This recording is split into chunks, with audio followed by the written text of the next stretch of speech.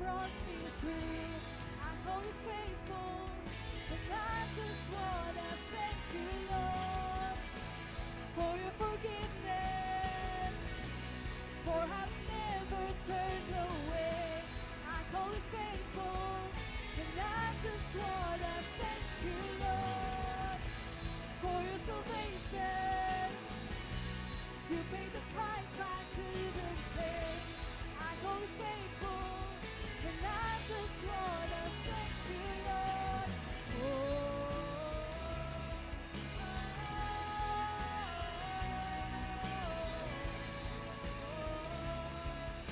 I just wanna thank you, Lord.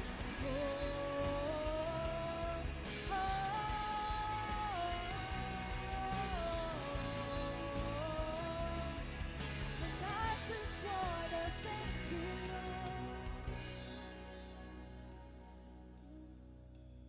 You have been so good to me.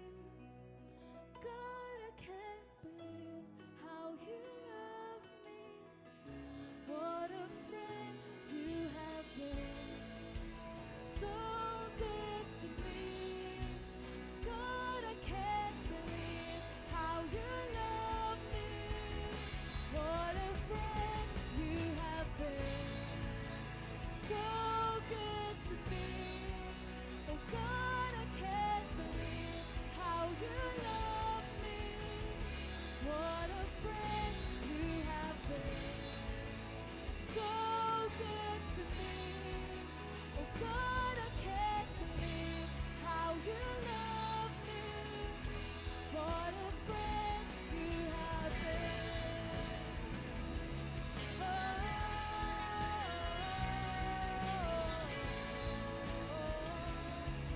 Oh, I just wanna thank you, Lord.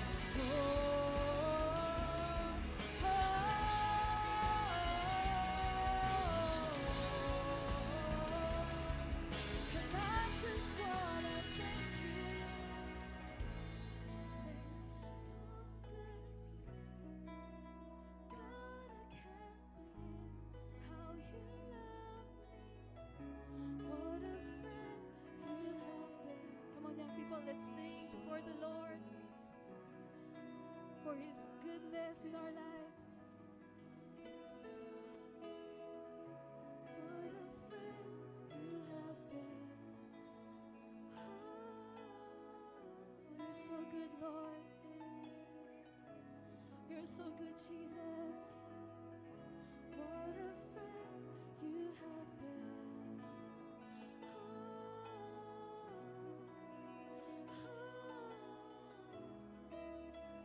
Oh, you are good, Lord. What a friend you have been. Oh, you have been so good. Hallelujah. You have been. Come on, let's sing. So good to me. God, I can't believe how you love me.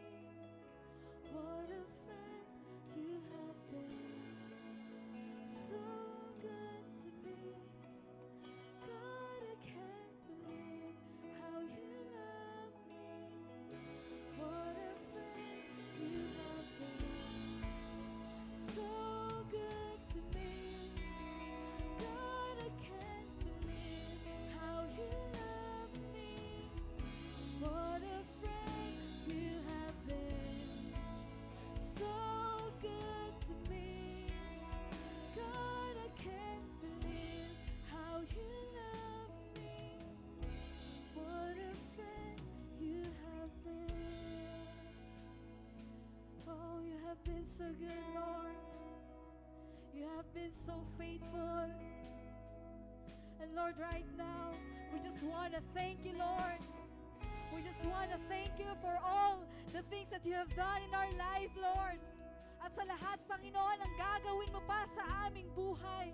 Lord, maraming salamat. Patuloy, Panginoon, kami magdidwell sa iyong presensya, Lord. Holy Spirit, continue to take absolute control in our life. Hallelujah, Lord.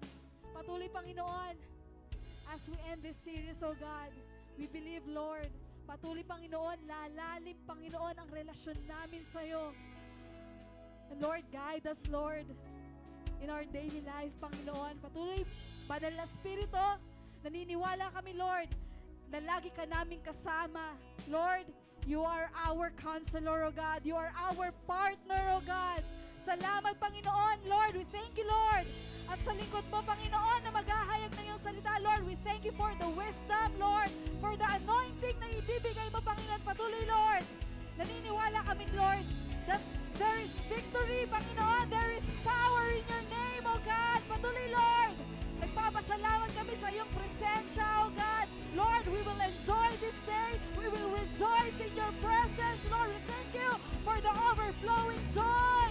Hallelujah. We thank you for your goodness, for your faithfulness. And Lord, we bring back to you all the highest praises and glory in Jesus' name.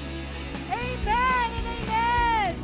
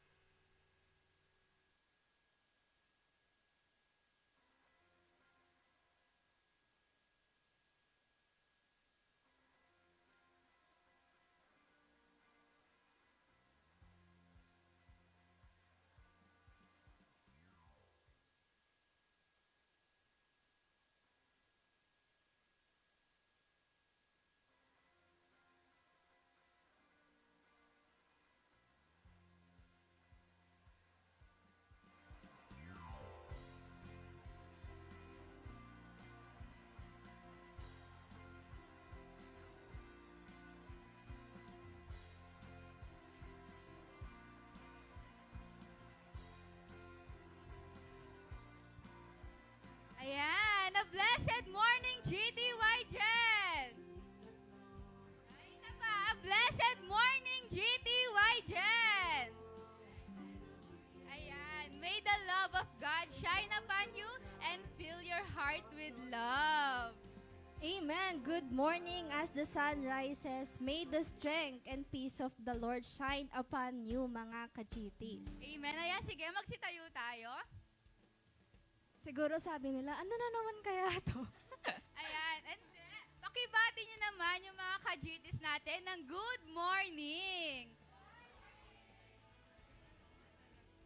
And dyan, pakisabi naman sa kanila, may God fill your heart with joy. May God fill your heart with joy. Amen. Ayan, makakaupo na kayo, mga kajitis. O, nag-appearan pa si Ethel. Amen. Truly that we are all blessed sa ating series. Amen. And we know na ito na ang ating last week ng ating series na #proximity. Ayan, pakisabi sa katabi mo na your distance always matter. Your distance always matter. Amen. Ayan naman, I know na week 1 pa lang hanggang week 5, marami na tayo natutunan sa ating series na proximity.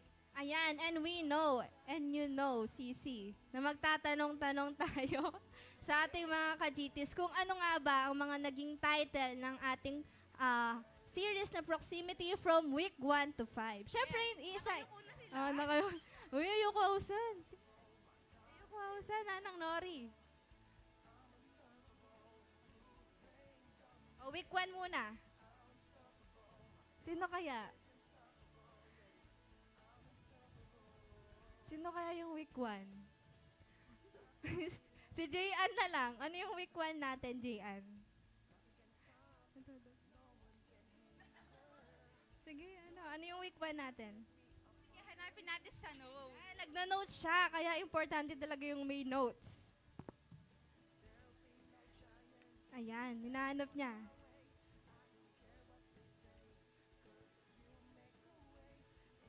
Nakita mo na. The privilege of His presence. The proximity of His presence. Ayan, so yung ano natin is the priority of His presence. Week 1. O yung week 2. Ay, sasalikot na lang. Sure. Oh,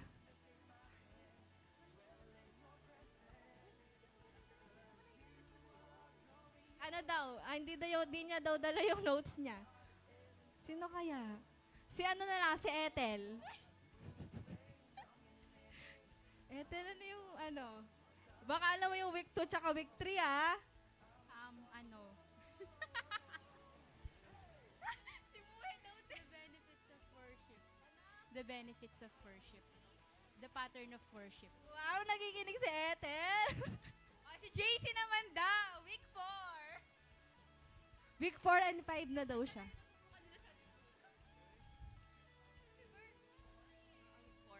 Week 4 tsaka week 5. The commitment of worship and the motivation of worship. Wow!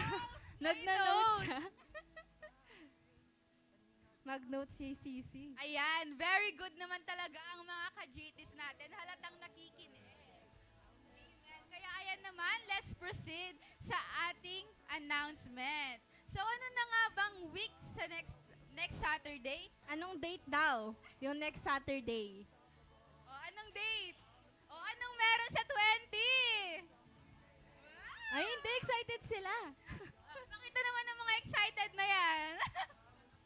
Ay! Ayan. And balita ko, may nag-practice na nga kahapon. Hindi ko alam anong team. For the volleyball sila. Tsaka basketball, True. may video pa. Tapos nabalitaan ko, after daw ng service na to, may magpa-practice daw. Yung mga competitive na Mga competitive. Tapos yung isa may nakausap ako, may technique daw siya, paano daw siya magbabasketball. Itatago niya daw sa damit niya yung bola. No, Ate Shai? Pinakita niya sa akin yung technique niya.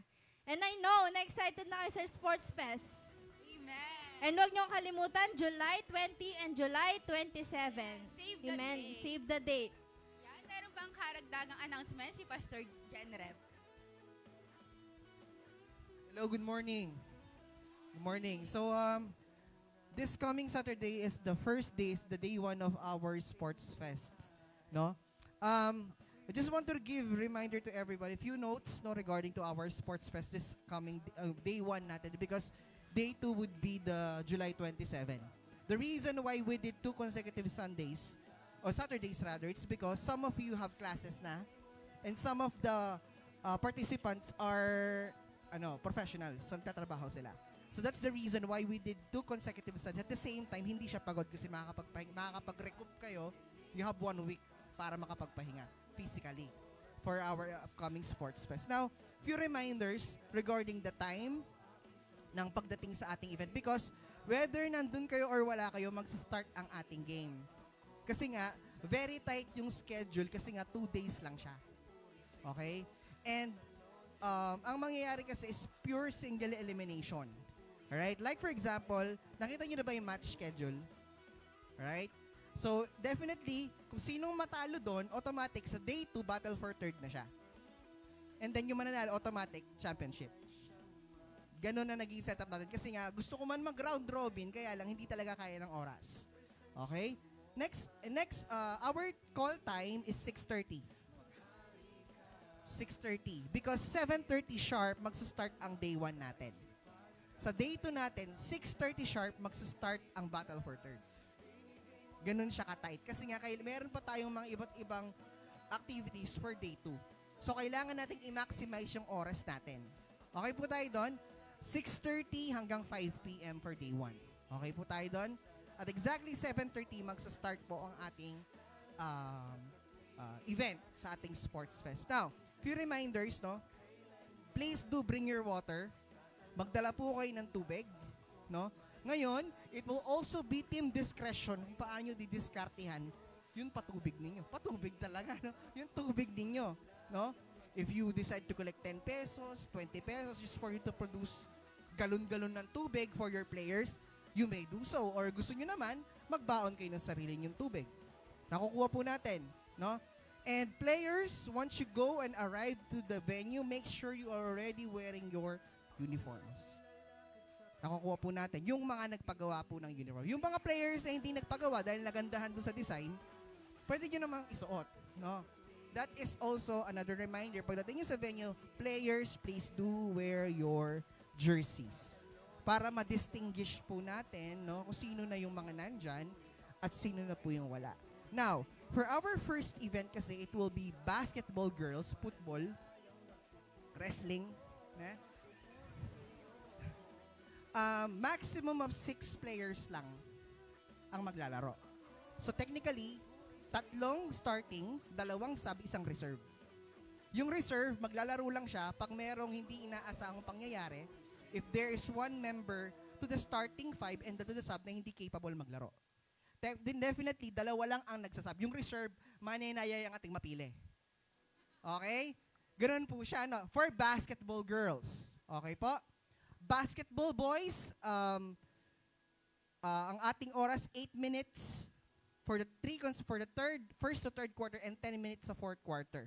Ma-apply din yung basic rules ng basketball, 8-second violation, 21st-second violation, and so on and so forth. No, sa inyo, ma-apply yung rules ng basketball. Pero sa basketball girls, bigyan na natin sila ng leeway. No, medyo maging maluwag tayo for them. Nakukupunin nyo. No? And then, we will proceed to the volleyball. For the volleyball naman, lahat ng players na nagpa-register sa volleyball, lahat kayo kasali. Sa basketball girls lang yung 6. Pero sa basketball girls, sa volleyball girls, lahat kayo kasama. Likewise with basketball boys and volleyball boys. Automatic, pag naglaro ka ng basketball, automatic player ka din ng volleyball. Kasi kulang tayo ng members. Or kulang yung nga nagpalista. Ito yung nakakalungkot, no? Maraming gustong humabol na players. Kaya lang, nagbigay na kasi ako ng deadline for the final lists. No, ngayon lang nila na-realize na gusto nilang sumali nung nakita na nila yung jersey. No? So, gusto man namin kayong include, but the final na kasi. No? Perhaps you could support yung team na gusto yung supportahan and those young people na wala dun sa congregation na listahan, you could select which among the teams ang gusto nyong isupport. No, kung wala po kayo nakalagay dun sa listahan, dun sa congregation, di ba nag-send ako ng listahan, yung pong team na gusto nyong supportahan, yun po yung supportahan nyo. Nasa sa inyo na po yan. Okay po tayo doon? No? And medyo mainit na yung laban eh. Kahapon, nagtatrash talkan na sila dito. Okay? Yung isa sabi niya, ba't yung ginagawa yung medal namin? Sabi niya. Then sabi ko sa nananahimik, sabi ko, sa pag natalo sila, pagtulong-tulungan nyo. Sabi niya. Okay, so medyo may meron ng tension, but sportsmanship is nandun pa din naman eh. Pero nandun yung spirit of competition, yung competitiveness nandun, but I think regardless of the games, kasi bakit Pastor 4, volleyball, basketball, alam nyo, it's not just about the game. It's about the experience. Ang baon mo dyan yung experience eh. No?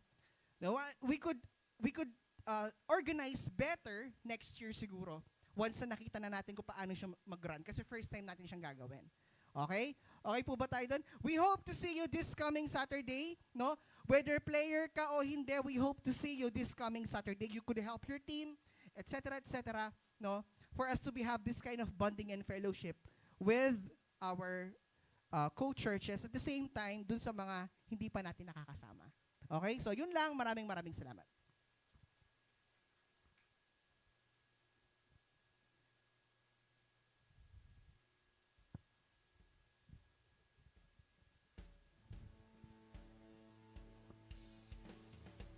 Hindi kasi alerto si Dabdab eh. Yung pastor na tuloy yung nag-ayos.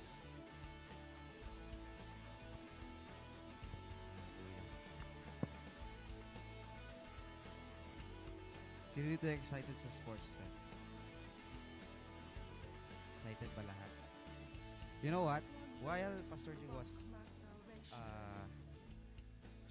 orienting us about what's gonna happen on next Saturday, at some point, kasi this is one of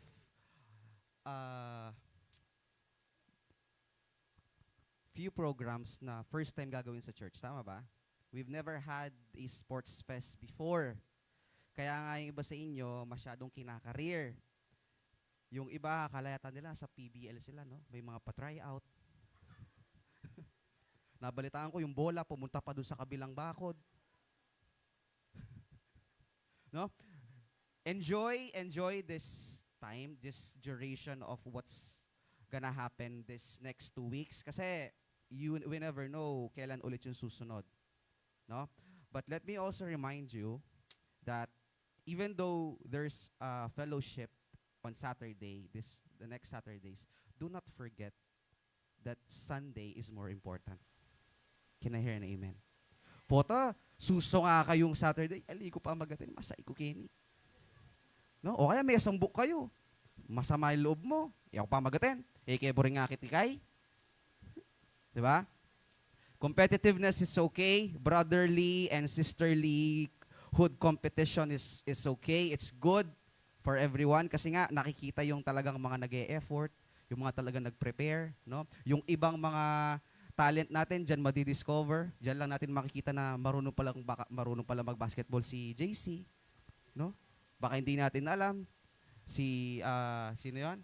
Si Nico, marunong palang magpatintero, hindi natin alam, no? So, it's one way of discovering our talents, but also a reminder that Sunday is more important na compared dun sa kung anong gagawin natin. But I'm not saying na mamili kayo. Baka ang gawin, ay mamili ako. Saturday, andyan ako. Sunday, wala. No, let's attend both. Tingnan mo yung katabi mo. See you on Saturday. Sabi mo sa kanya, see you on Saturday and see you on Sunday. Ayan malinaw yan Hallelujah. Are you excited? Ako hindi na ako maglalaro No, I've done my part. Yung mga logo ninyo ako gumawa.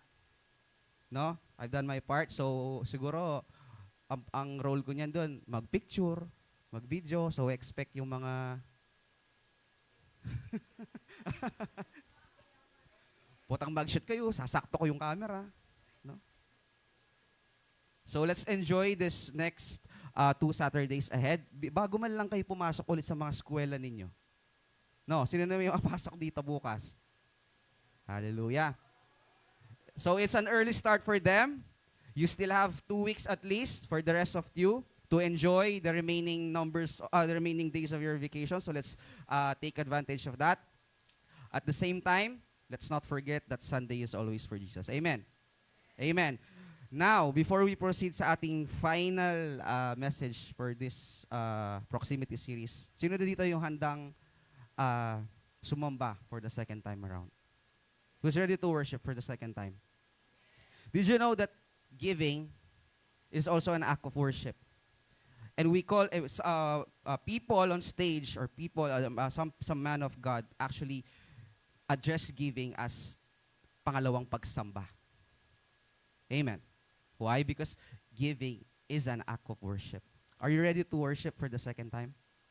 Are you ready? Kung ready ka, tumayo ka ngayon, hawakan mo yung ano mo. Hawakan mo yung kaloob mo na yan. Let's offer that to the Lord. Hallelujah. Let's pray. Thank you, Heavenly Father. Once again, binigyan mo kami ng pagkakataon, Panginoon, na maging pagpapala sa iyong ministeryo. We bless all these young people, Lord God, all our working professionals, our students, Panginoon, that you will continue to manifest your provision sa kanilang mga buhay. Walang kakulangan sa lahat ng aspeto ng kanilang buhay. Holistic blessing, Lord God. Bless sa pamilya, bless sa pag-aaral, bless sa trabaho, bless sa ministry in every aspects of their lives, Lord. I declare favor upon favor. I declare the goodness of God upon their lives. And ano man ang itatanim nila sa umagang ito, Panginoon, ikaw ang nakakaalam kung ano ang desire ng kanilang mga puso. In your perfect timing, everything will come into place. We thank you, we love you. In Jesus' name we pray. Amen.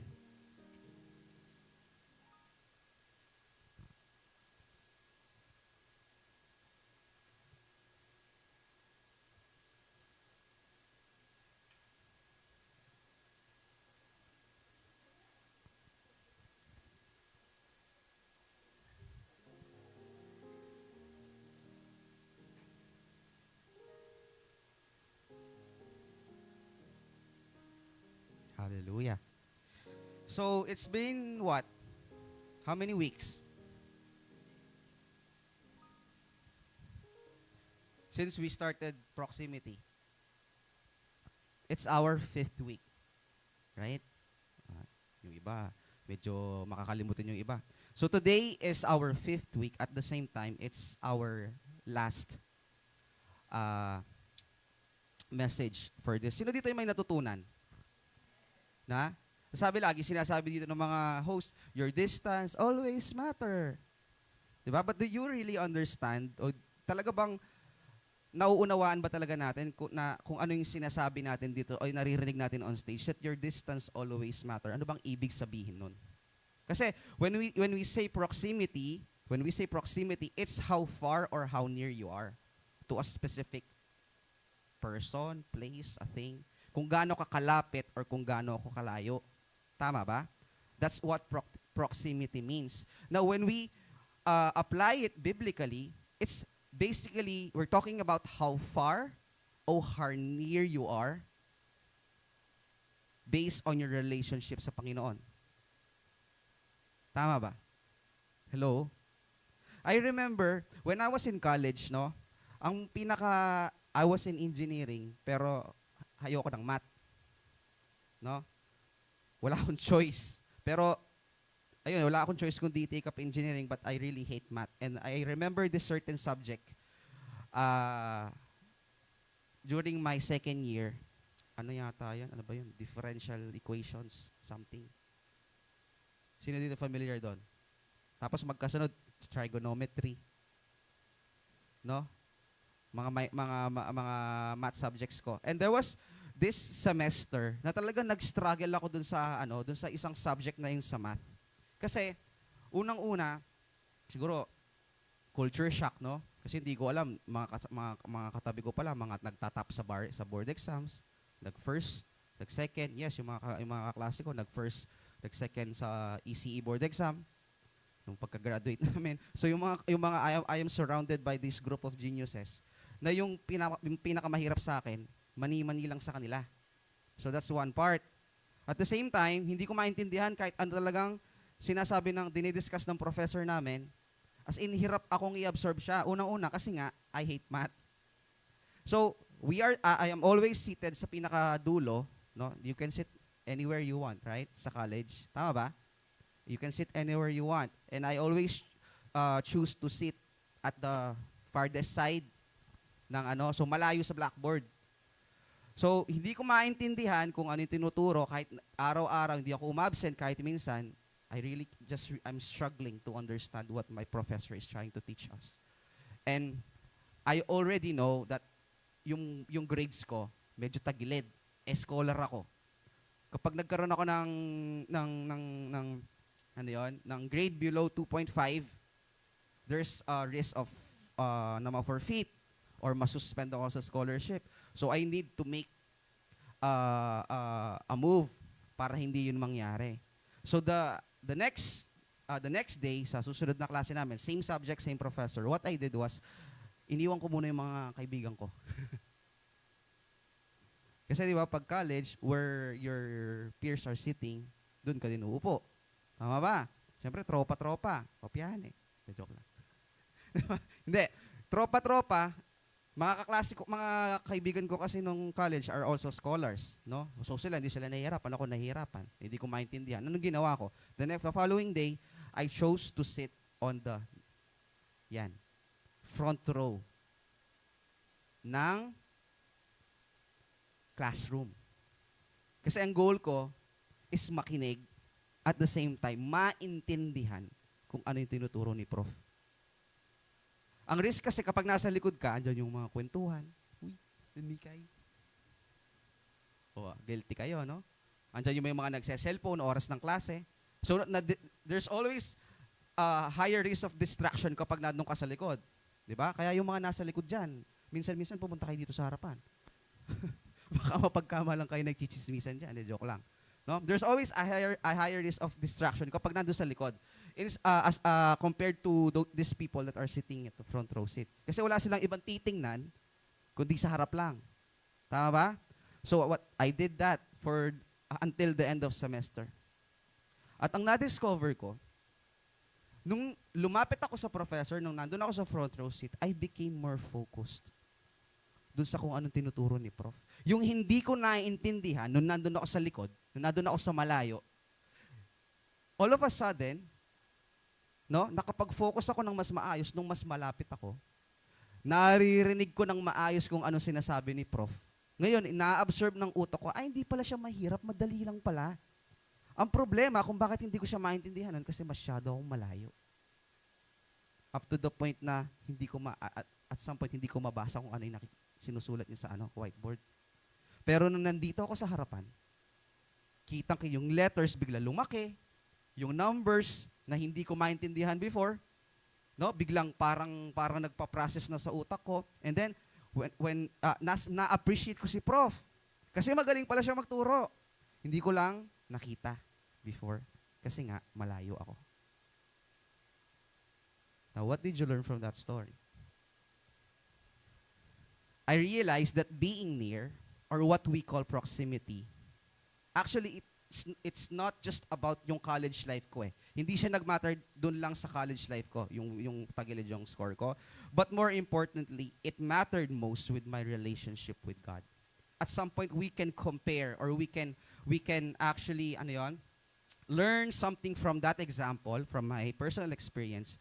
Lord, gaano ba ako kalapit sa'yo? Lord, gaano ba ako kalayo? Hindi kita marinig.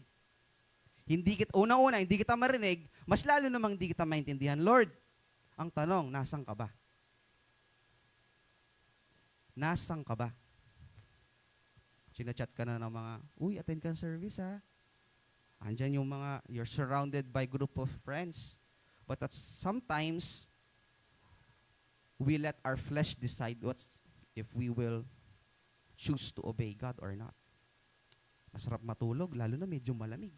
Tapos umuulan pa sa hapon. Hallelujah. Diba? Lord, di kita marinig. Ang question, nakikinig ka ba? Lord, hindi kita makita. Ang question, nasan ka ba? Nandun ka ba sa dulo? Or nandito ka sa front row?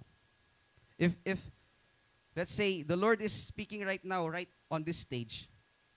No, halimbawa, si Jesus nag-manifest in physical form. No? Those, sabi nila, lagi daw dapat umuupo sa harapan. Kapag sa church, ang sabi ng iba, kasi daw, kapag nasa harapan ka, mas una mong matatanggap. No? Yung umaga, masyado silang illustrative masyado. Marami daw natatanggap yung mga nasa harapan compared do sa likod. Kasi yung sa likod, napagpilian na. No? Nag-shower ng blessing si pastor or si kung sino yung preacher, no? Or nag-deliver siya ng message. Na unang na-absorb ng mga nasa harapan, mas nakarami raw sila. Tama ba? At some point siguro parang totoo din siya. No? Parang totoo. Kasi how good is it to be near God? Everybody say proximity matters. Tulad nga ng sinabi ko, proximity is defined as the state or condition of being near. And today, we will talk about the importance of being near and being close to God. Yun ang gusto kong pag-usapan ngayon as the conclusion of this proximity series. Gaano ka ba kalayo or gaano ka ba kalapit? Ikaw lang ang nakakaalam yan, kapatid. Ikaw lang ang nakakaalam. Why? Because yung relationship mo sa Panginoon, it's something between you and Him. No? Alam mo kung anong ginagawa mo when you're not inside the church. Alam mo kung anong ginagawa mo kapag nasa church ka. Nagbabasa ka ba ng Bible? Or binubuksan mo yung Bible mo every Sunday? Every Sunday man lang ba? Or baka totally hindi nabubuksan yung mga Bible natin kapag wala tayo sa church? Can I hear an amen? Ang sabi sa Psalm 73 verse 28, "But for me, it is good to be near God. I have made the Lord God my refuge, that I may tell of all your works." Hallelujah. Sabi dyan sa una, but for me, it is good to be near God. It is good to be near God. How many of you are appreciating the fact na nandito kayo ngayon sa church? Parang wala. Wala? Rewind a few years back, siguro 5 years ago. Where are you? The same time, same place, same time and same day. Sunday of 8:54 p.m. 5 years ago, nasaan ka? Sino dito yung wala sa church nun? Taas ng kamay. 5 years ago? O first Sunday of August na lang, sige. Kasi baka yung July, ano tayo ngayon? 14, hindi siya Sunday 5 years ago eh. First Sunday of August, 5 years ago, sino dito yung nasa church? Magtaas ng kamay. Ako sigurado nandun ako. No? Now, for the rest of you who are unsure, no? Don't you appreciate that today you are here? Hello. Do you wanna appreciate na 5 years ago you're doing something else, you're with someone else, you're somewhere else, but now you chose to be here. And you chose to listen. You chose to worship the Lord. How many of you have experienced that, before you came to church, your heart was not okay? Diba? From Monday to Saturday, nasa work, nasa school, or nasa bahay, we have experienced a lot of things, good and bad. Tama ba? This past few weeks. And then, before ka pumunta ng church, hindi ka okay. And then all of a sudden, nag-decide ka, hindi, pupunta akong church. At pagkatapos at paglabas mo ng church, yung hindi mo pagiging okay was turned around. At ngayon, paglabas mo ng church, mas okay ka pa sa okay. Have you experienced that?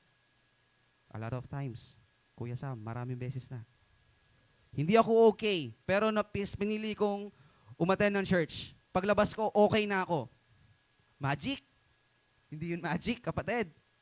Unang-una, kaya ka naging okay kasi mas pinili mong unahin ng Diyos kaysa dun sa kung ano nararamdaman mo. Tama ba? Dito tayo nag-fail kasi most of the time. Hindi ako okay, di mo na ako attend. Suicide. Hindi ka na nga okay, tapos lalayo ka pa sa Diyos, mas pipiliin mo pang hindi siya i-meet that day. Hello? Hello? No? Stress tayo, ang dami nating iniisip, anxious tayo, and then all of a sudden, pagpasok mo ng building, si Tita Son yung nakasalubong mo. No? Kilala yung Tita Son? Yung smiling face natin na teenager dyan. Kasi hindi siya mukha senior eh. No? Kasi masyado siyang masiyahin. Pag nakasalubong niyo siya dyan sa hallway, papunta ng church, imposible hindi ka niya nangingitian. Tama ba? Ungitian niyo din. No, practice niyo. No, you came to church anxious, depressed, dahil mong iniisip. And then, when you entered the building, itong sanctuary natin, you came into the presence of God, you've lift up your hands, you worship, and then, paglabas mo, ikaw din nagtataka ka, Lord, wow, praise God, hallelujah, masaya ako, pumunta akong church, umattend ako ngayon. Kasi kung hindi, baka ganun pa rin ang sitwasyon ko. Hello? And the best place to be is near God. There are a couple of points I want to talk about. No, during this proximity matter message na ituturo ko sa inyo ngayon. 2 points. Number 1 is proximity with God produces clarity. Everybody say clarity. Proximity with God produces clarity. Ibig sabihin yan, if you are near God, yung instruction niya, it becomes clear. Number 1, we need to understand that proximity with God always produces clarity. Tingnan mo yung katabi mo. Kaliwat kanan.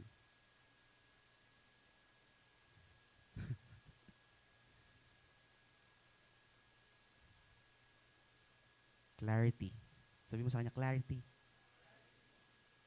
Ano ibig sabihin ng clarity? Nagiging clear or magiging malinaw. Tama ba? Magiging mas naintindihan natin. Sino dito yung hindi naka-experience ng confusion all through their life? Yung parang alam mo lahat. Wala, di ba? Kahit siguro si Einstein, bago yun na-figure out yung theory of relativity, pinroblema niya. No? Naguluhan din siya kung paano nagfa-function yung ganong klase ng theory in science. So there's really no exception. Everyone here have experienced confusion. Confusion, yung something is not clear. Naguluhan ka. Hindi mo alam kumbaga hindi mo maintindihan kung tama ba yung ginagawa mo o hindi. Tama ba? Kaya sabi ko, tingnan niyo yung katabi niyo eh. We have gone through seasons like that, and during this time, no, that we're confused, we ask the Lord, Lord, bakit? Bakit? Di ba syempre pag confused ka, pag di mo alam yung kung anong gagawin mo, magtatanong ka ngayon, Lord, why? Di ba? Or kahit hindi si Lord, pag merong isang bagay na hindi naintindihan, ang kasunod mo tanong, bakit? Tama ba? Eh, sino dito yung marami nang naitanong sa Diyos na bakit? Lord, why? Bakit ako pa? Pwede namang siya. Lord, attendee ako ng church, oh. Regular ako umaten, bakit ako pa? Di naman, relationship-wise. No? Lord, never akong naging unfaithful sa partner ko, pero bakit ako pa? Hallelujah. Lord, lahat ng kaklase ko nagkokopyahan. Ako hindi. Ako yung naging faithful. Kasi alam ko mali yon. Pero bakit ako lang yung bumagsak? No? Tropa kayo. Lahat sila bumagsak. Ikaw lang hindi. Kasi hindi ka nangopya. Hindi mo maintindihan. Lord, ba't ganun? Sinunod ko kung ano yung tama. No?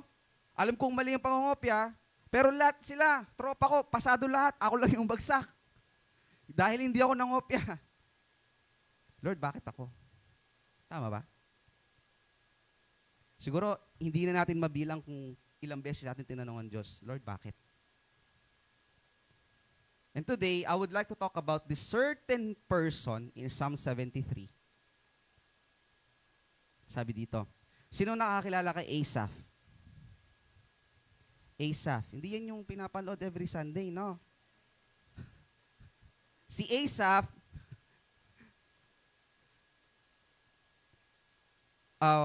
we can read about his story in Psalm 73, no? And for context sake, let's get to know who Asaph is. Para doon sa mga hindi nakakilala. Sino hindi nakakilala kay Asaph? Raise your hands. Marami, no? So sige, pag-aralan muna natin or kilalanin natin sino ba si Asaph. Unang-una, in Psalm 73, ang sabi dyan, Asaph was one of the leaders of the choir in the temple. Okay? That's him. He's also a worship leader. He was in the temple and he was leading choir. He dedicated his life to serving God. He committed his life. He committed to living a life that was holy and pleasing to God. So, if ipo-profile natin si Asaph, para siyang, he's a very important person in the Bible. Parang heavyweight champion or middleweight champion. Or kahit sinong world champion na pwede nyo maisip. That's him. No? He was a servant. He's a faithful worship leader, a leader of the choir. He's always in the temple. He has dedicated his life in serving the Lord. That's him. Okay? Now, sabi dito, it's so interesting that even though this man of God is a very important person in the Bible, or a heavyweight, the Bible says that he was tempted to be discouraged as well. Isipin niyo na, worship leader, choir leader, leader sa church, pero hindi siya naging exempted na makaramdam ng discouragement sa buhay niya. Ibig sabihin ba, Kuya Sam, hindi porke nasa church ako, regular akong attending, hindi na ako makaka-experience ng discouragement? Yes. You're not exempted. Even us, even your pastors are not exempted to feel discouragement. No? The Bible says that he was tempted to be discouraged, and I think right there, we learn that as far as temptation to be discouraged is concerned, the truth is nobody is exempted. It happens to all of us. That's Asaph. Everybody say, nobody is exempted. So, hindi mo pwedeng katwiran. Hindi na ako makaka-experience ng confusion, ng discouragement sa buhay ko, Lord, dahil lagi ako nandiyan. No. Sabi sa Psalm 73 verse 2, sabi dito, si Asaph ang nagsasalita. But as for me, my feet had almost stumbled, my steps had nearly slipped. But the Bible says, but as for me, I almost lost my footing. He said, my feet were sleeping. He said, and I was almost gone. I was almost lost. I was almost gone. I turned away from obeying God. And I turned away from His calling in my life. And I found myself almost lost. For I envied the proud when I saw them prosper despite their wickedness. And that's what happened. Nawalan siya ng focus sa Panginoon. Yesterday, sa devotion namin sa worship team, we talked about burnout sa ministry. That's what we talked about yesterday. And sabi dito, he lost his focus to God. Burnout happens when you lost focus to God and you begin to focus on things that are not from God. Let me give you an example. Pupunta tayo ng church, you decide to go to church kasi ayaw mong mapagalitan dahil hahanapin ka ni pastora or hanapin ka ni Kuya Sam. Pupunta ka ng church kasi ang goal mo magtuturo and never to worship the Lord. Pupunta ka ng church kasi walang ibang maglilinis, mag-aayos ng upuan kundi ikaw. So what happens is, yung priority of meeting the Lord or enjoying His presence every Sunday becomes what? Work. Rihanna, work. No? We lost focus and that's how burnout sa ministry. Ganun nagsisimula. Pag ginagawa mo nila ng isang bagay, na wala na ang Diyos sa equation. Pupunta ka sa church kasi ayaw mo mapagalitan. Gigising ka ng maaga kasi ayaw mong malate. Which is good, by the way. Pero kaya ayaw mong malate kasi nga ayaw mong mapagalitan kay Charlize. But late ka na naman. No? And then ito yung malala, no? Asaph, we're still with Asaph. And he started to compare. Everybody say compare. Tandaan nyo, ang comparison, wala yang mabuting na idudulot. Inggit lang. Amen? Sabi niya dito, and then he started to compare. He said, why don't these people love the Lord? And then they eat a lot, they don't honor God, but they don't seem to have a problem. In layman's term, parang ganito, Lord, di naman nag-church tong mga to No? Pero ang ganda ng bahay nila, may sasakyan, nag-aaral sa magandang school yung mga anak nila. Di ka nila kilala, di sila nagtatay, di sila nag-worship, they don't know that. Pero bakit blessed sila? Samantalang ako, no? Saturday, Sunday, nandito ako sa church. Di na nga ako natutulog minsan. No? Pambaon ko man, wala man. Pang tuition ko, hinahanap pa hanggang ngayon ng nanay ko, nakukarangit ang tuition mo. No, we start to compare. I remember there was this very close person sa akin. Very close, Ayaw niya pumunta ng church. Ayaw niya mag-church.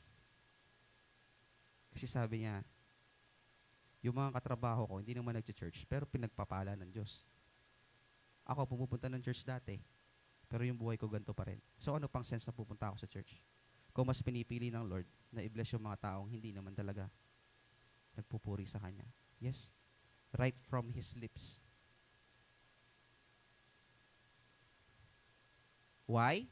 Kasi He is comparing. Everybody say comparing.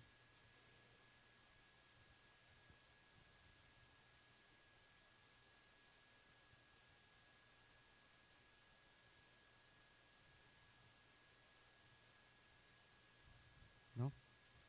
From getting tempted to be discouraged, and now Asaph is now comparing himself compared to other people.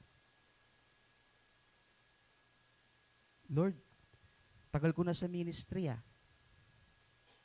10 years na ako. Bakit siya? 3 years pa lang siya dito. Bakit mas nauna pa siyang na-promote? Mas nauna pa siyang naging leader kaysa sa akin.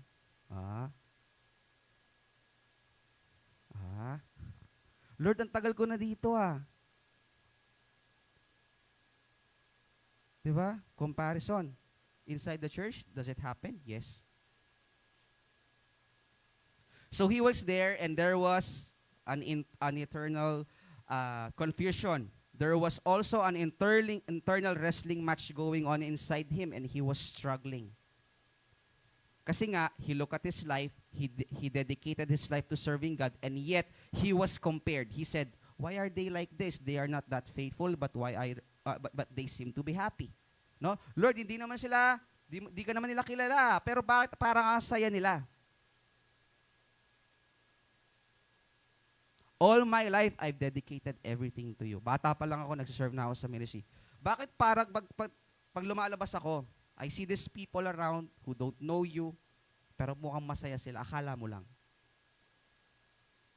And there was a conflict, there was envy, there was jealousy in Asaph's heart. And then he started questioning. In verse 13, sabi niya, Lord, did I keep my heart pure for nothing? Lord, does this make sense what I'm doing? Lord, does this make sense what I'm doing? Sabi ko nga kanina, Lord, lahat ng kaklase ko nagkokopyahan, ako lang hindi. Tinanong mo ang sarili mo, tinanong mo ang Diyos, Lord, did I keep my heart pure for nothing? Kasi ako lang bumagsak. Lahat ng kaibigan ko may jowa. Ako lang yung wala. I'm not saying na pagkikipag-relationship is not good, no? At some point kasi, when we compare, no? Ba't siya meron, ako wala. Then we entertain, lahat na lang nang dadating. Kasi nga, kinukumpara mo yung sarili mo doon sa mga kaibigan mo. Maingit ka. Wala kang ka-chat. Hindi chat mo yung sarili mo. Kumain ka na? Di pa. No? When we compare, we rush. When there's jealousy, when there's envy, we rush things. Hindi natin pinag-iisipan na maayos yung mga bagay-bagay. So, ang ending, no, in-entertain natin yung isang tao na hindi naman pala talaga nila ng Diyos para sa'yo. And then, pag nagka-problema kayo, iiyak ka, Lord, kasalanan mo to. Sinisi mo pa ang Diyos. Ano nga nangyari? Kasi you compared. There was envy, there was jealousy. Lord, did I keep my heart pure for nothing? Lord, lahat ng kaibigan ko nanonood ng porn, ako lang hindi. Lord, lahat ng kaibigan ko nasa Venus, nasa Mars, pag Sunday, ako lang nasa church. Lahat ng kaibigan ko, Lord, nandun sa SM. Ano ba pinupuntahan dito sa Pampanga ngayon? Di ko na alam. Laging Lord, pag Sunday, lahat sila nasa galaan, nasa labas. Ako lang ang pumipili na unahin ka every Sunday. Ayan na naman. Jealousy, envy, comparison. And he was saying, Lord, did I keep my heart pure for nothing? Did I keep myself innocent for no reason? I get nothing but trouble all day. And there was confusion in his heart. But praise the Lord, there was confusion in Asaph's heart. Pero hindi dito nagtatapos yung Psalm 73. Okay? But praise the Lord because the psalm did not end there. The story did not end there. In Psalm 73, sabi dito, in verse 17, it says here, and then I went into your sanctuary. And everybody will say, and then I went into your sanctuary. So there was confusion, but in verse 17, ang sabi ni Asaph, but then, and then I went into your sanctuary. In short, Lord, lahat ng nararamdaman kong inggit, lahat ng nararamdaman kong kaguluhan ngayon, this is what my heart feels right now. Pero, in short, magsisimba ako. Hello? Magsisimba ako. Can I hear an amen? And then I went into your sanctuary. There I went into your presence. What can we learn from that? He didn't quit. Tama ba? Hindi huminto si Asaph. Alam niya sa sarili niya na may problema. Tayo ba kapag may something sa atin, alam natin na may mali? Do we have this wisdom that, Lord, something is wrong. I know it. Something is wrong. So instead of doing what others do, Instead of, alam mo yon, straying away from your spiritual family, like Asaph, he didn't quit, and sabi na, and then I went into your sanctuary. What he did was, he continued and he came closer to God. Ang problema kasi sa atin, kapag may problema tayo, ayun na nga, imbis na lalapit tayo lalo sa Diyos, ang ginagawa natin, baligtad, tumatalikod tayo. Kasi hindi tayo okay. Lord, babalik na lang ako sa church kapag okay na ako. Hindi yun ang mangyayari. Kapatid, yung magiging okay ka na, lalayo ka sa presensya ng Panginoon, it's not gonna happen. Akala mo lang okay ka, pero hindi. Kaya maraming Kristiyano ang umalis sa church, nahihirapan ng bumalik. Maraming Kristiyano umalis sa ministry kasi hindi sila okay, pero pag gusto na nilang bumalik, nahihirapan sila. Kasi andyan na yung mga, alam mo, noises of the enemy. Am I still worthy? Babalik ako doon. Welcome pa ba ako? Hanggang doon sa, parang ayoko na. Kasi baka pagpunta ko doon, di na ako welcome. Baka pagbalik ko sa church, hindi na ako kilala ng mga kasama ko. It's true. Wag natin gawin yung kabaligtaran. Sabi dito, this week, marami tayong mga bagay na hindi maintindihan. Sino dito yung bago pumunta sa church, marami tayong mga bagay na hindi maintindihan? Lord, bakit may Sunday class ako, 4 na subject?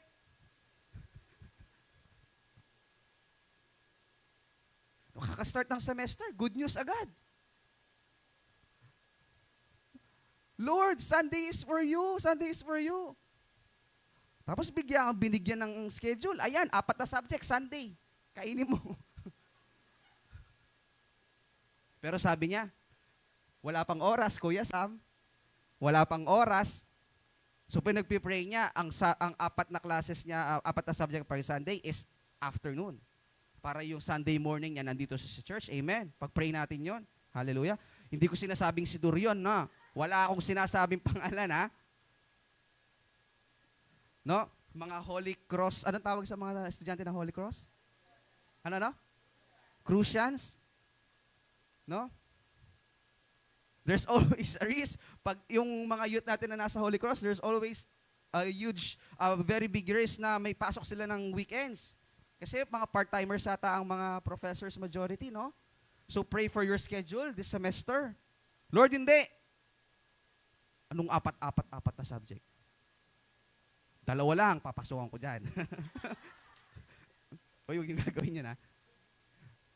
We pray for divine intervention kasi it's something out of your control, no? Hindi mo kayang pumasok doon sa admin, pumuslit ka doon sa tsaka mo palitan yung schedule ng mga buong course nyo. Hindi pwede. So pray for divine intervention. Lord, for subjects, afternoon. Or cancel. For subjects, Saturday na lang, Lord. Or yung ibang divide. Di ba? Hallelujah. Nasaan na ako?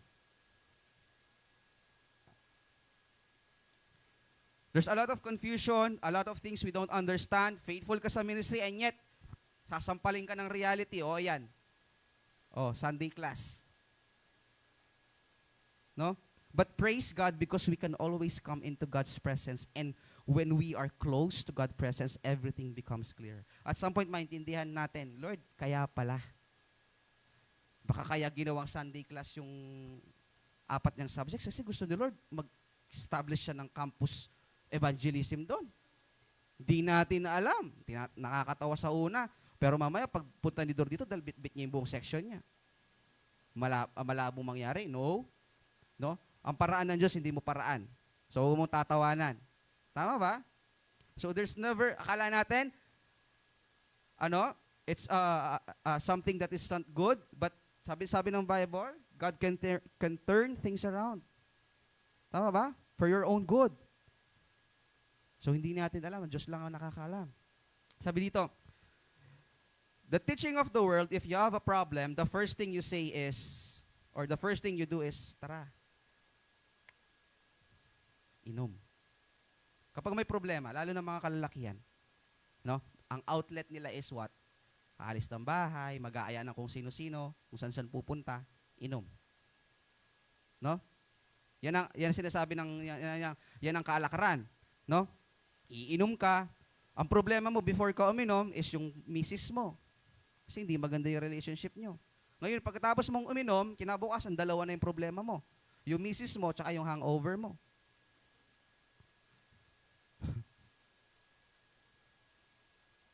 But for us believers, we can always come into the presence of God.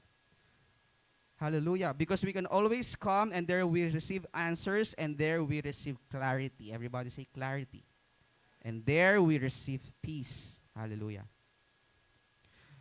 Now, in verse 21, sabi dito, and then, sabi ni Isa, and then I realized, no, di ba, sabi niya, and then I went into your sanctuary. And then, in verse 21, ang sabi ni Isa, and then I realized that my heart was bitter. Na-realize niya, he knew that something is wrong. And from there on, because he went into the presence of the Lord, ang conviction sa kanya ng presensya ng Panginoon, he realized that his heart was bitter. Kasi nga, nag-compare siya, nainggit siya, no? When we approach the Lord, He will show us the real issue. Alam niyong may problema sa atin, pero hindi mo alam kung ano, seek the presence of the Lord. Why? Because the Lord will reveal what's wrong. The Lord will show us the real issue. And then he said, I realized that it was my heart that was bitter. And it was all torn up inside. I was foolish and ignorant. I must have seemed like a senseless animal to you. Yet, verse 23, I still belong to you. Lord, yeah, my heart was bitter. No, I was full of envy, of jealousy. No? And yet, I still belong to you. You hold my right hand, whom have I in heaven but you. Siya palang sumulat nun. Hallelujah. Kinakanta natin yan. Sabi niya, you hold my right hand, whom have I in heaven but you? I desire you more than anything on earth. My heart may fail, my spirit may grow weak, but God remains the strength of my heart. He is mine forever. Amen. Siya palang may akda nun. Kinakanta natin pero di natin alam. Tama ba? Sino dito naniniwala na yung satisfaction, fulfillment can only be found in the presence of God? Not in anything, not in any place, not in any person. Amen? Now, number 2. We hear God, of course, when we are near God. If proximity produces clarity, number 2 is we hear God when we are near God. More often, the reason why we can't hear God is because we are not near God. Sometimes we complain, I can't hear you, Lord, di kita marinig. Maybe it's not an issue of God, His voice is weakening, o mahina ang boses ng Diyos, kaya hindi mo marinig. Imposible yata yun. Maybe it's not the issue of God being so silent, but maybe it's an issue of us not being near enough to hear His voice. Naalala niyo yung example ko kanina, nung college ako? Nandun ako sa likod, kaya hindi ko maintindihan yung dinidiscuss ni Prof. So I decided to come here kasi ayokong bumagsak on that subject. And then when I sit at the front, most part of the classroom, mas naririnig ko ng maayos yung professor ko, naging mas malinaw lahat, no? I was near my professor, mas malapit, and then everything becomes clearer. In Proverbs chapter 3 verse 5 to 8, sabi dito, what does the Bible say? Sabi kanina, it's not, we ask the Lord, Lord, ba't di kita marinig, di kita maramdaman? Kapatid, hindi siguro yung issue dito, hindi yung tahimik si Lord or yung mahina yung boses niya. Ang issue, tingnan mo muna, nasaan ka ba ngayon? Nasaan ka ba? Ano bang ginagawa mo? Sinong kasama mo? Anong routine mo? Lord, di kita marinig. Wala akong ma-receive na instruction sa'yo. Ang tanong, binubuksan mo ba yung Bible mo? Lord, di kita marinig. Ang tanong, nagpipray ka ba?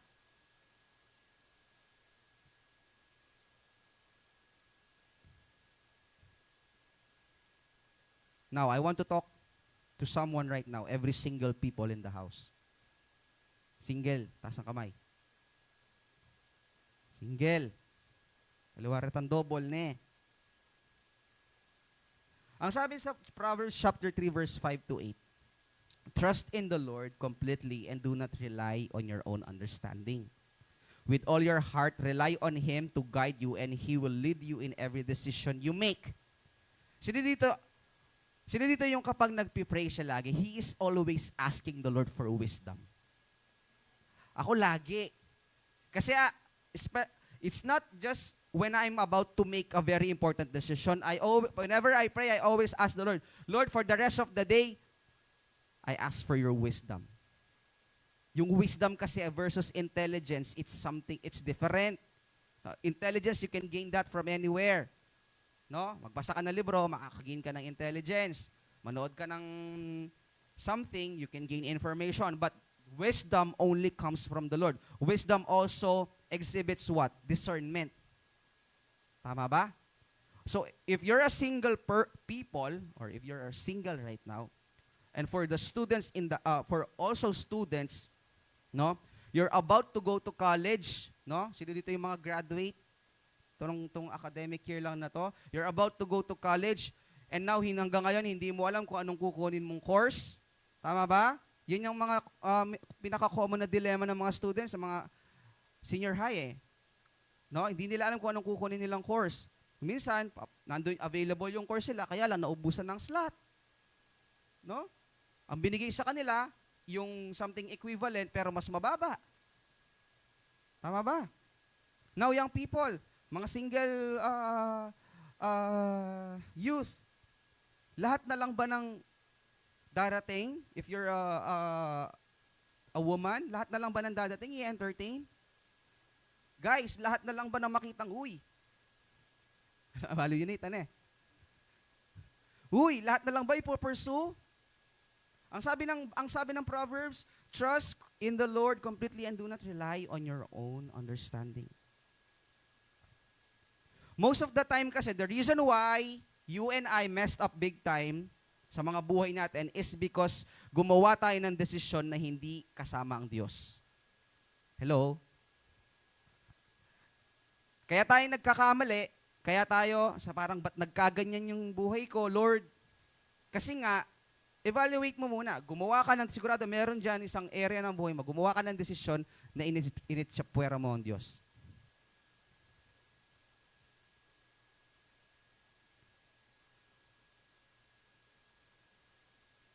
But the good thing is, just like Asaph, ang sabi niya dito, Lord, I still belong to you. No? Ask the Lord what you should do. Do not rely on your own opinions. With all your heart, rely on Him to guide you, and He will lead you in every decision you make. Verse 6, become intimate with Him, be close to Him, be near, and be intimate with Him in whatever you do. Ano bang ibig sabihin ng be intimate? Pag sinabing be intimate, you're establishing a very close relationship. Right? That's what intimacy means. In verse 7, sabi niya, do not think for a moment that you know it all. Mga nagmamarunong, do not think for a moment that you know it all. Then you will find the healing refreshment your body and your spirit long for. Sino dito yung kapag may pera siya, then it's about time to treat yourself for something na siguro deserve mo naman. So, punta ka ng mall. No, may budget eh. So, gasta dito, gasta doon. Bili dito, bili doon. And then, pag uwi mo ng bahay, pag bukas mo ng binili mo, ayun, sili kini. Hello? Pero bang ganyan sa atin? Yung kapag may binili ka, pinagsisisihan mong binili mo siya? Wala. Ang gagaling nyo naman. Perfect. So lahat ng binibili ninyo is Kuya Sam, bili ka na ba? Wala kang pambili.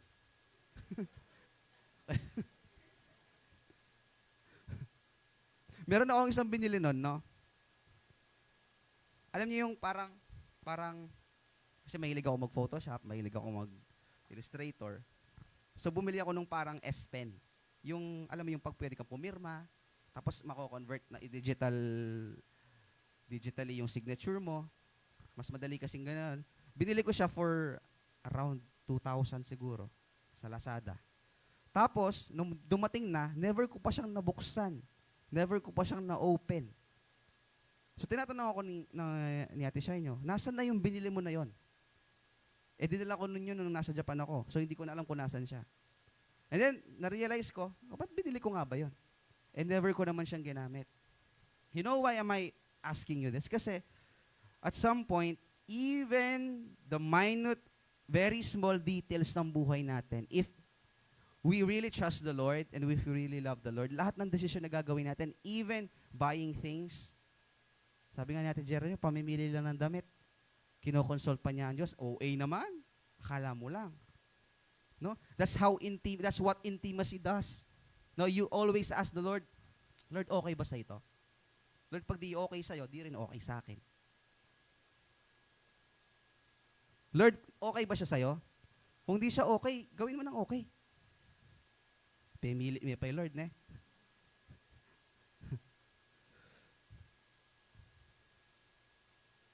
When we talk about being near God, okay, prayer and devotion, ayan, ang equivalent. How can you say that you are near God? Umaten ako ng Sunday service. Ang Sunday service natin is what? Once a week. 2 hours.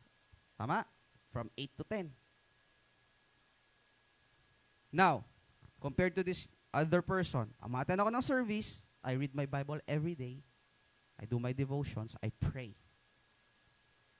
Compared to that person who's just attending service every Sunday, kayo na humusga. Compare the distance ng relationship nila sa Panginoon. Kasi to be intimate, you need to spend time with the Lord. Everybody say, spend time. Don't just open your Bibles every Sunday. Open them every day. Sino dito nagbabasa ng Bible araw-araw? Hello? Ay? Or pagtimpla yun yung kape, Ber. Mama Ber, pagtimpla yung kape. Sino dito laging nagbabasa ng Bible araw-araw? As in, walang alam yung patad. No? Youth leaders, alam nila yan. Lagi ko sinasabi, read your Bible, do your devotions. Be intimate. I want to share this story na nangyari nung World War II. Hindi pare-pare pa tayong hindi mga tao noon, no? There was this story in World War II who were in the US Navy, okay? US Navy, they had a problem because their battleships were sinking at a faster rate than the rate of which they were able to produce new ones. Ibig sabihin, during nung World War II, nung giyera, ang problema ng Navy, mas maraming barko ang lumulubog, ang nasisira dahil sa giyera compared doon sa napoproduce nila. So, anong nangyari? Nagkakaroon ng shortage. Okay? So, more were sinking than what they were able to produce. And so, what they did was, nagpatawag sila ng mga experts, mga engineer, sabi nila, they came up with a process where they want to come up with a process where they can be able to build a ship in one day. Kasi during that time, imposible pa. So, ang goal nila, sige, ganito gawin natin, sabi ng mga expert, ang goal natin is dapat makapag-create tayo ng isang barko or isang ship araw-araw. So, in 7 days, ilang barko yon? 7. Para mas mapunan yung kailangan. Kaya lang, ang problema ngayon, sabi nila, paano nila gagawin yon? Di ba? Madaling sabihin. Produce tayo ng something within a day. Pero ang problema, hindi nila alam paano nila gagawin. Kasi nga, technology-wise, limited pa. During World War II, wala pang internet, no? Wala pang mga CAD, AutoCAD, magdi-design sila ng something, ano. So the problem was, the process they were thinking of was to flip it upside down. So ang process nila, nakapag-come up sila, possible siya. Gagawin natin, baligtad ang paggawa natin. So yung baba, nandun sa taas. So nakabaligtad yung barko ngayon. Ang problema ngayon, kapag wini-welding na nila, dahil mas mabigat siya sa ilalim, naghihiwalay. So, hindi nila kumbaga hindi sila nakapag-succeed doon sa plano nila to produce a ship in one day. So, anong ginawa nila? They went into this businessman, an industrialist, who was known for having a close and deep relationship with God. Hindi nila lahat na ng resources na access na nila eh.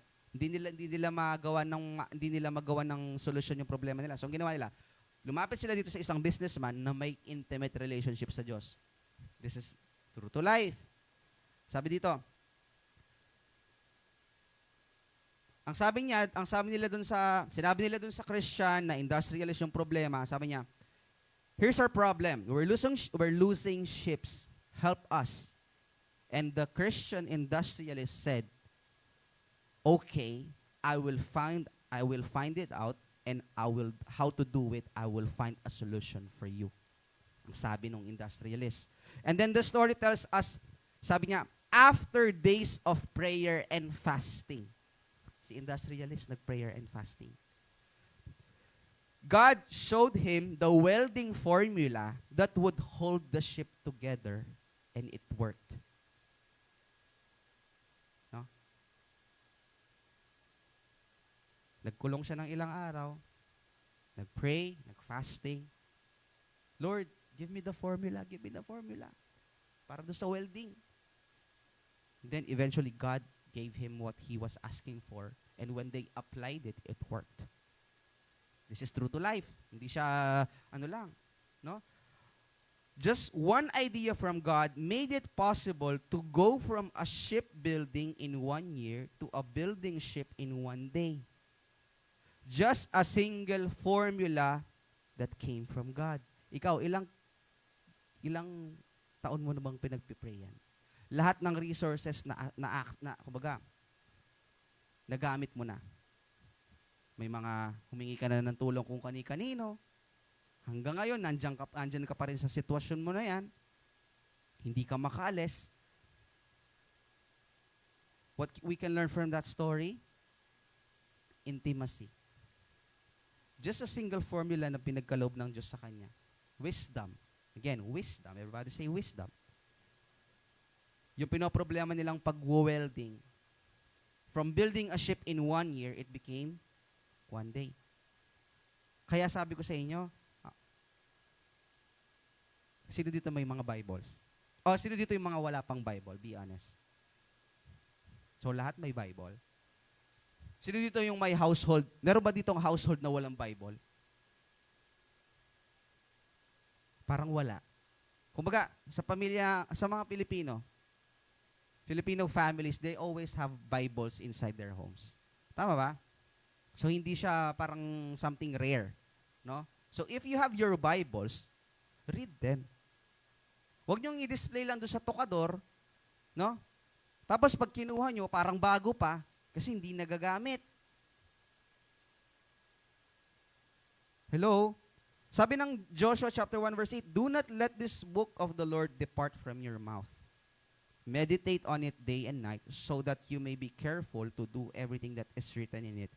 And this you will be successful.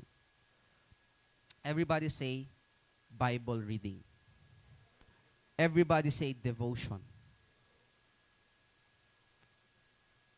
You want to be intimate with the Lord? You want to have a very strong, solid foundation, spiritually speaking? Read your Bibles. Pray, read your Bible, and pray every day.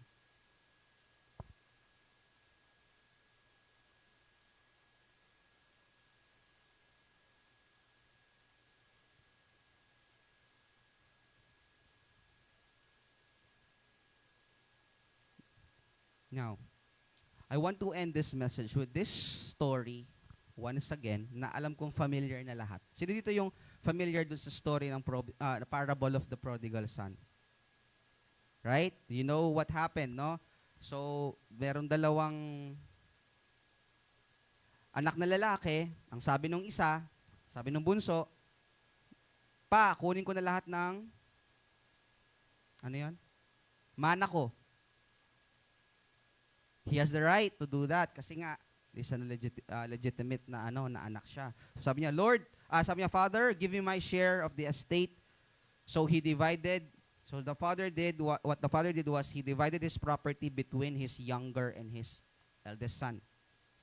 And sabi nung isa, Father, give me my share, and after that, I'm leaving. Lord, bigay mo yung mana ko, and then aalis na ako. Ayoko nang makasama ka.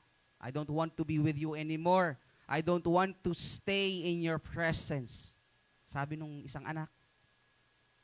So give me my money and my share of state, and then I'm gonna go away. Not long after that, the younger son got together everything. So lahat ng mana niya, natanggap niya. And then he set off to a distant country, and there he squandered his wealth in wild living. Everybody say wild living. Ano ibig sabihin ng wild living? Mamundok ba siya? Hindi yon. Nung sinabing wild living, alcohol, women, gambling, etc., etc. That's wild living. So nakuha niya yung mana niya, umalis siya siguro, from Philippines, pumunta siya ng, kasi nagsugal siya eh. So sabihin natin, nagpunta siya ng, ano ba yan? Saan kasi tayo pumunta nun? After, yung maraming casino? Sa Macau. Yung tayo Macau. So, babae, sugal, alak, kung ano-ano. Then, sabi dito, he squandered all his wealth in wild living and he went wild. He did everything he wanted to. Maybe that's why he didn't want to be there in his father's presence anymore. Parang tayo. We leave the presence of God. We don't want to attend Sunday services. We don't want to read our Bibles. We don't want to pray kasi meron tayong gustong gawin na alam mong hindi kalooban ng Diyos. Meron tayong gustong gawin na alam mong hindi makakabuti para sa'yo. Pero gusto mo pa rin. No? So he squandered his wealth in living, and after he had spent everything, there was a severe famine in the whole country, and then he began to be in need. So may gisanlangan. No? And then nagkaroon ng taggutom, alaya-ngapangan, kasi nga, ginastos niya lahat. No? He had no money. The Bible says, he went and hired himself out to a citizen of that country who sent him to his fields to feed pigs. So sabi niya, mag-apply ang obra, pumunta siya doon sa isang countryside, nag-apply siyang farm boy. Tagapakain ng baboy. So he worked, he fed pigs, he longed he longed to fill his stomach with pods that the pigs were eating. Even the food that the pigs were eating was not enough for him. Kasi nga, wala na siya kahit ano dahil ginastos niya na lahat. So even yung kakainin niya, pinoproblema niya. Up to the point na he began eating what the swines are eating. Kung anong kinakain ng mga baboy, yun na rin kinakain niya. Imagine that.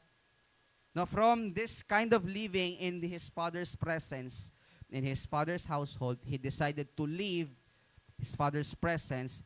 After niya magpaka-wild, ngayon yung problema ya. Baka nakaka-relate tayo dyan. No?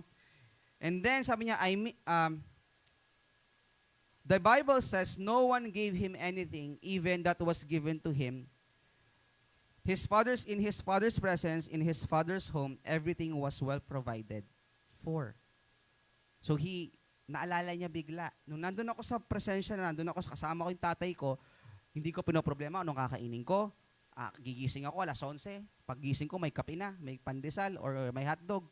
No? Meron nung akong tagapagsilbi, hindi ko kailangan maglinis, hindi ko kailangan gawin to, hindi ko kailangan magtinda, hindi ko kailangan magtrabaho, kasi nga everything is provided in my father's household.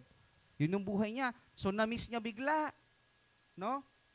He was there in the presence of his father, and all of a sudden, he decided, I'm gonna go away, and I'm gonna use this money to do whatever I want. Now, all of a sudden, in the lowest moment of his life, he found himself grappling for food, struggling indeed. And what does the Bible say? Sabi dito, nahimasmasan siya. Everyone say, nahimasmasan. Sabi niya, ilan yung hired servants ng tatay ko doon. Hindi ko mabilang sa sobrang dami. And even them, they have food to spare. And here I am starving to death. Kasi nga, umalis siya doon sa presensya ng tatay niya. So verse 18, sabi niya, eto na. Eto na. Kinausap niya yung sarili kasi nahimasmasan siya. No? Lord, sabi niya, hindi, babalik ako doon. Babalik ako sa tatay ko. At sasabihin ko sa kanya, Pa, sorry kasi nagkasala ako. May mga nagawa ako na hindi maganda. Alam kong nasaktan kita. May script siya, no? Nag-practice siya eh. Pa, sorry. Siguro, yung isang mata niya medyo lumuluhan na. Dito lang dito lang. Pa, sorry kasi I have sinned against you. Sabi niya, ito na, babalik na ako. Nag-practice muna siya, no? Tapos nag-decide siya, sige, babalik na ako sa tatay ko. Ngayon, sabi niya, pagbalik ko doon, sasabihin ko sa kanya, hindi na ako karapat-dapat na maging anak mo. Kasi nilustay ko na lahat ng binigay mo para sa akin. So, gawin mo na lang akong katulong dyan sa household mo and make me one of your hard servants. So, in verse 20, sabi niya, he got up and he decided that he's gonna return to his father. Babalik na siya. Amen. So, pabalik na siya, on the way na, kaya lang wala siyang pamasahe, so siguro naglakad. He set out, he went to his father, but while he was still a long way from his home, malayo pa lang siya, nakita na siya ng tatay niya.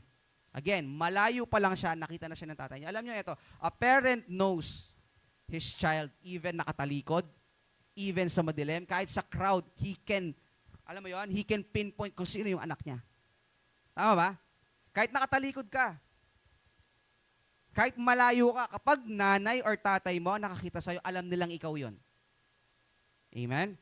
His father saw him and he was filled with compassion for him. Sa malayo pa lang, siguro nandito, nakita niya na, andito yung tatay niya sa church, nakita niya, nasa malayo pa lang, namukhaan niya na. So, ang ginawa ng tatay, sabi dito, he ran to his son, he threw his arms around him, and then he kissed him. Diba? Umalis siya, nag-decide siyang bumalik, may script siyang ginawa, hindi pa man siya nakikita, hindi pa man siya nakakalapit sa kanila, yung tatay niya, pinuntahan na. Alam niyo yung kantang When God Ran? Hindi, watch it on YouTube. There's an animation, ang ganda ng animation. Ang ganda ng message. He ran to his son, he threw his arms around him, and then he kissed him. You know what? Young people, God is just waiting for you. God is ready to forgive you, and He is ready to welcome you again. If you have known someone na hesitant bumalik ng church kasi nahihiya, kasi they feel they are not worthy of coming to church again, then they're wrong. Make them realize, alam mo kapatid, alam mo best, hinihintay ka na ng Diyos, and He is ready to forgive you. God is ready to welcome you again. How many of you have experienced that? Umalis tayo sa Diyos and then pagbalik natin, walang nagbago. He still sees you as His daughter. He still sees you as His son. Kahit na nilustay mo lahat. Kahit nagpaka-wild living ka. No? Ang tingin pa rin niya sa'yo, anak pa rin. What you just need to do, you need to come back and return. Amen? Sabi dito, he threw his arms around him and he kissed him. Tapos sinabi niya na yung script niya. Sabi niya, Pa, I have sinned against you. Sabi niya. Tapos sabi niya, I'm no longer to be one. Tapos, sabi ng tatay niya, hindi pa man niya natapos yung script. Kasi habang sinasabi pa lang niya, kahit hindi pa tapos, ang sabi ng tatay niya, sabi niya, Inday. Kasi yung mga servants di ba kadalasan kapag mga kasambayan tawag Inday. Hindi pa man niya nasasabi yung script niya, tinawag niya na yung mga servants, sabi niya, bring the best robe and put it on him. Bring the best robe. This is the proof na walang nagbago, hindi nagbago yung tingin ng tatay doon sa relationship niya sa anak, kahit na ito yung naging kasalanan sa kanya. Put a ring on his finger and sandals on his feet. Bring the fat calf and kill it. Let's have a feast and celebrate for this son of mine who was dead and now he is alive again. Can I ask the musicians to come on stage, please? Sabi niya, let's have a feast and celebrate for this son of mine who was dead and now he is alive again. Now question, namatay ba yung anak? Doon sa kwento, prodigal son. Did the son died? Hindi naman, di ba? Yes, he struggled, pero hindi siya namatay. Pero bakit ang sabi dito, sabi ng Bible, let's have a feast and celebrate, for this son of mine was dead, but now he is alive again. Now, there's this one verse na talagang nag-strike dito sa message ito. Sabi dito, for this son of mine was dead, and now he's alive again. And now he is alive again. You know what that means? Alam niyo ba kung anong ibig sabihin nun? Ano yung nag-strike sa akin doon? Namatay siya, pero ngayon, muli siyang nabuhay. Hindi naman nga namatay yung anak niya physically no? Could it be that God is saying to all of us today that away from God, there is no real life? Away from God, there is no real joy. Away from God, there is no real satisfaction. Away from God, walang buhay. What a revelation, and I want you guys to stand up right now.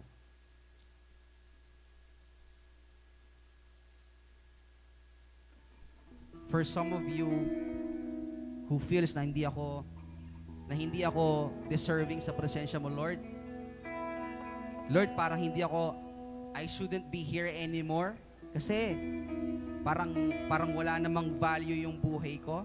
Nagkakamali ka dyan, kapatid. Why? Because you can exist and real life happens, and it only happens whenever you are in the presence of God. Right? Can we worship right now before we end? Hallelujah.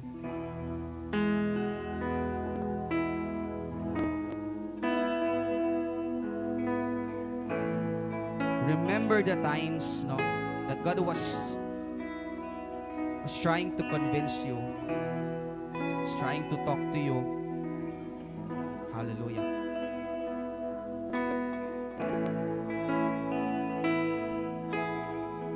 Let's sing.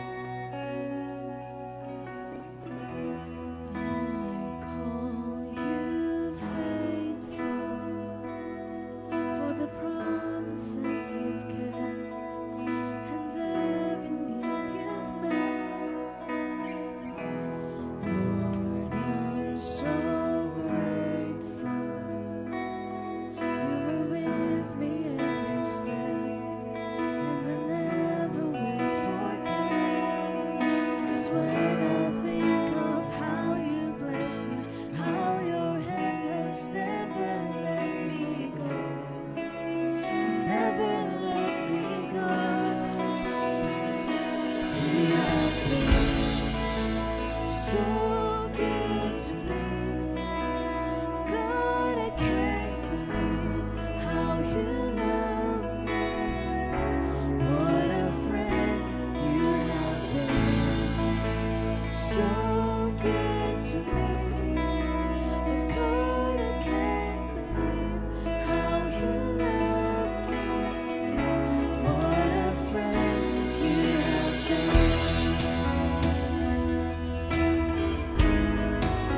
Hallelujah. Thank you, Lord, for your goodness. Thank you, Lord, for your faithfulness.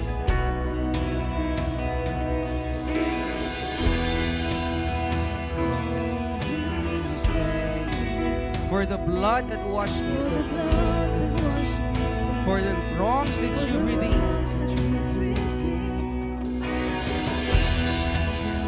know you're able, And my eyes don't have to see. One more reason to believe. Because when I think of how you bless me, how your hand has never let me go. You never let me go. you have been so good. You have been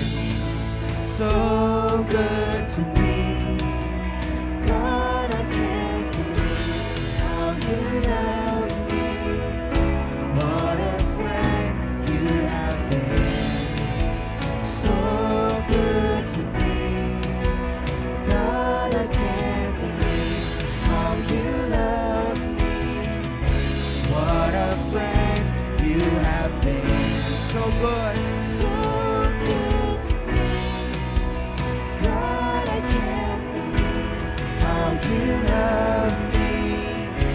What a friend you have been. So good to me. God, I can't believe how you love me.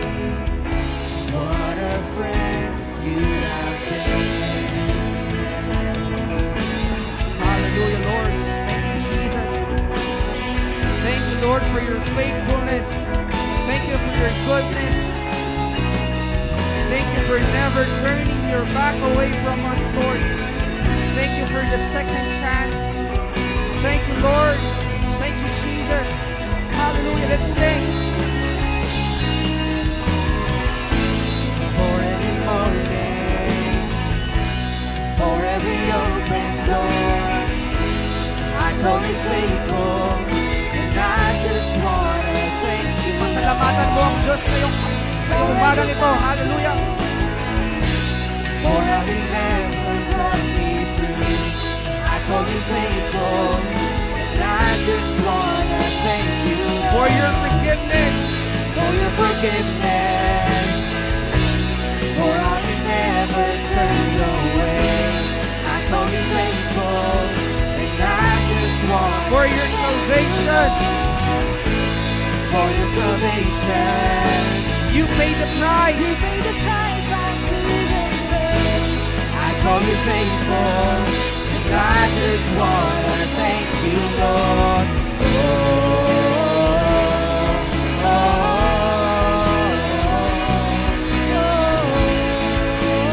I just wanna thank you, Lord. I just wanna thank you, Lord.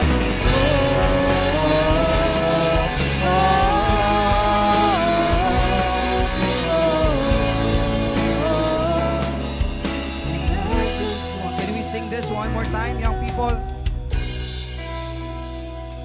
You have been so good.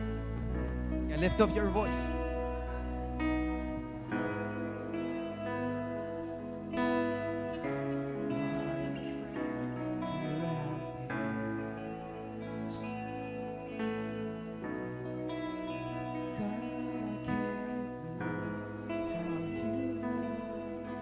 One more time, let's sing this one more time. You have been so good to me. Lift up your voice.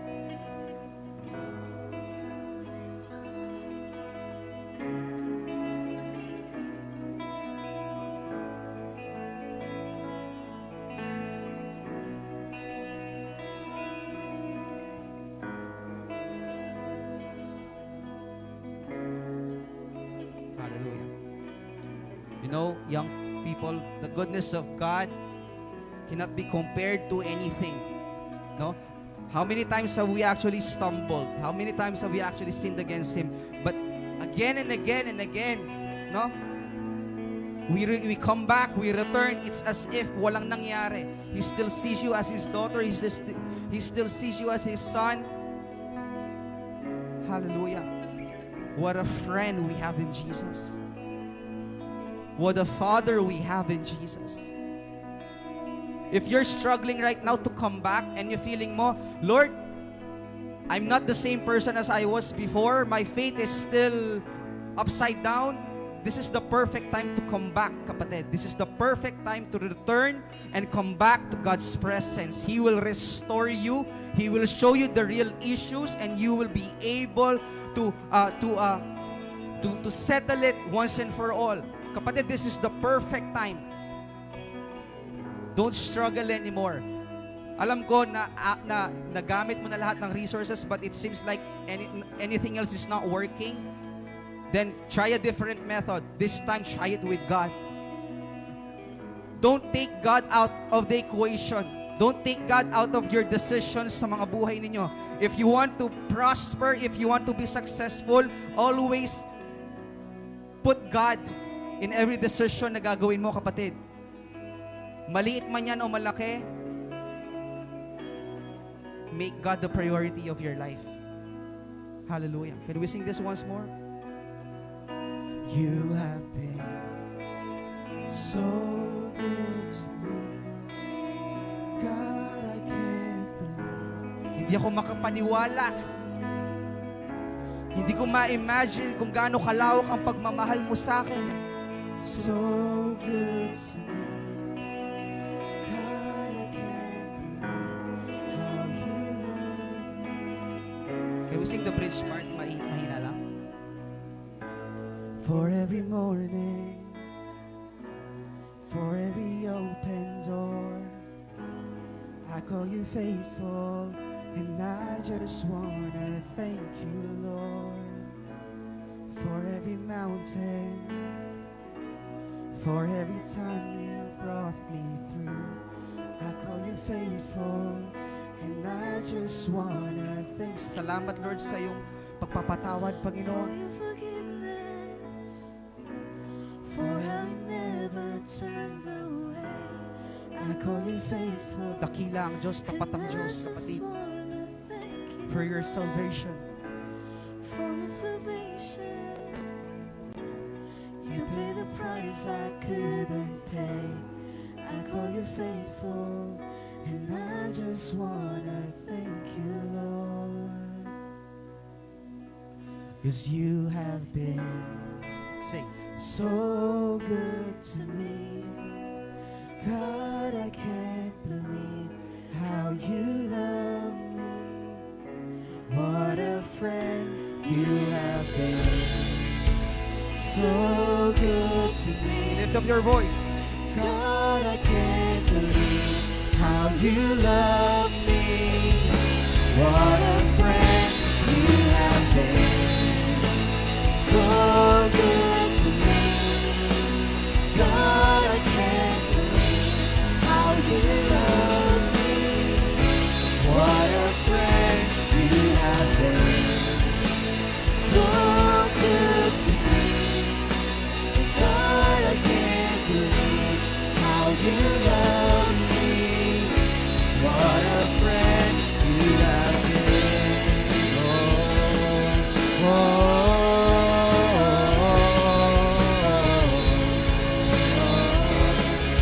And say, I want to thank the Lord.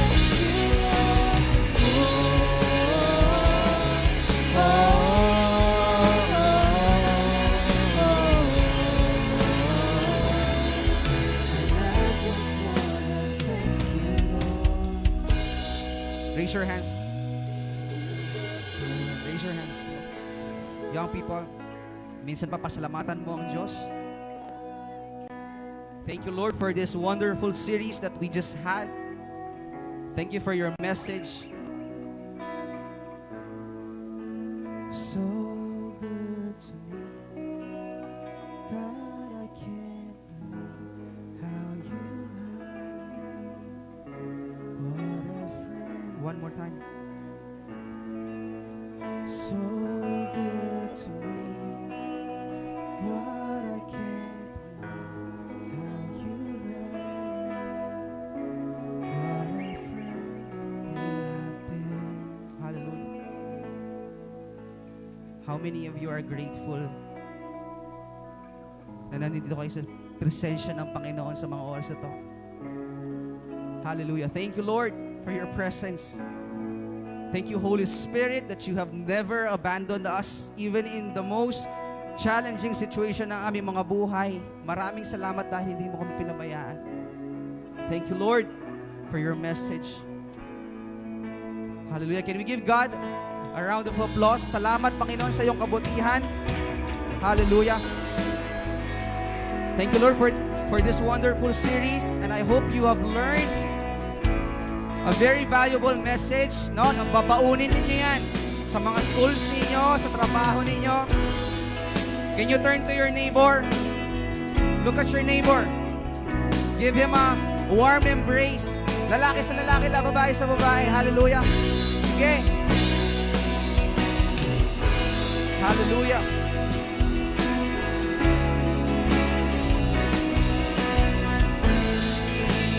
Let's give God a clap of praise. Thank you. Thank you for your presence. Thank you, young people. And see you again next Sunday for our youth service and Saturday for our sports fest. Hallelujah.